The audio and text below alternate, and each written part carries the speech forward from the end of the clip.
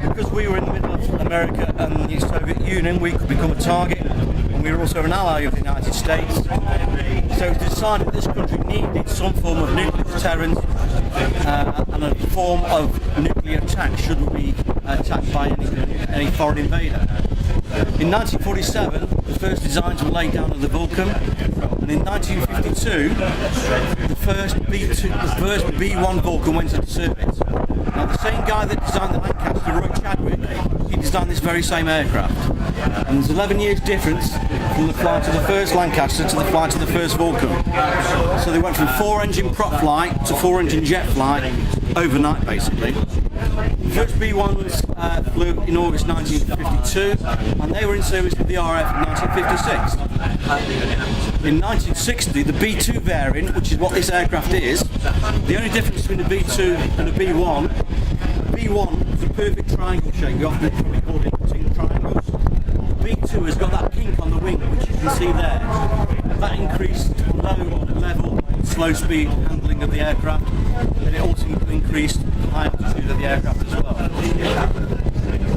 XH558 was the first B2 in service with the RAF, 1st of July 1960 at RAF Wellington. She had quite an easy life with the RAF. She was a training aircraft for 230 OCU, where pilots trained on this aircraft in the 60s to go and fly in Vulcans and other squadrons. She was also in an air sampling role, and this aircraft flew through a nuclear cloud, sampling the air particles from the explosion of the bomb. She was also a refuelling aircraft later on in her life, and she used to have a big fuel tank, a 5,000 litre fuel tank in the bomb bay here, and she was actually used to refuel tornadoes when they first came into service with the RAF.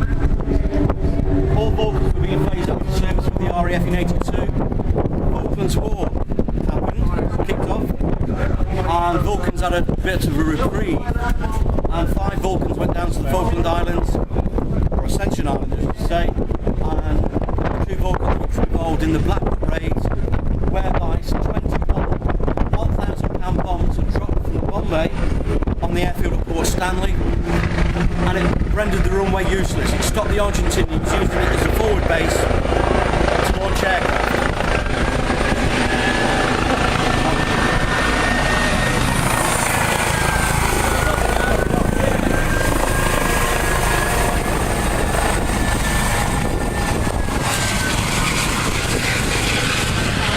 In 1986, there were 2 Vulcans left in service with the RAF.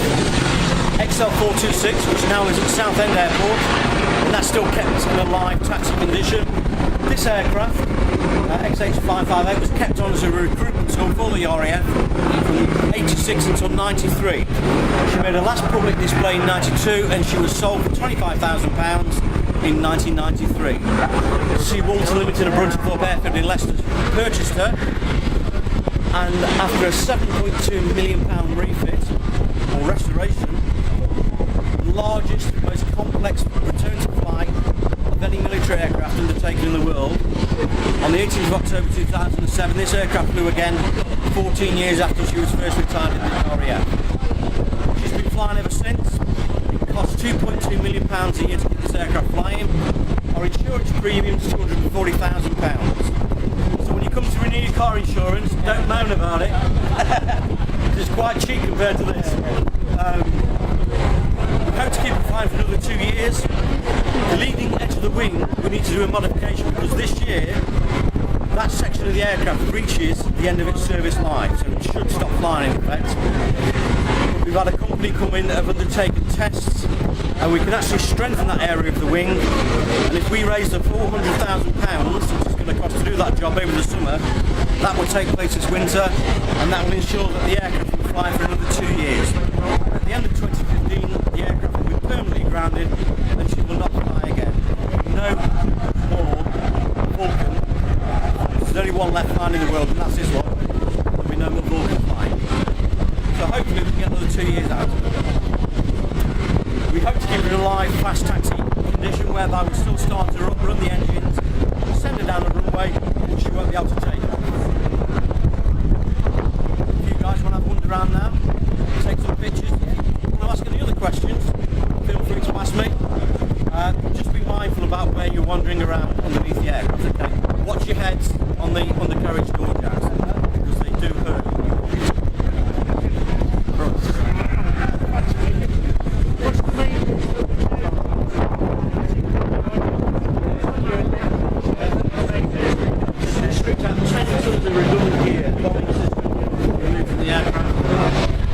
came out in the end.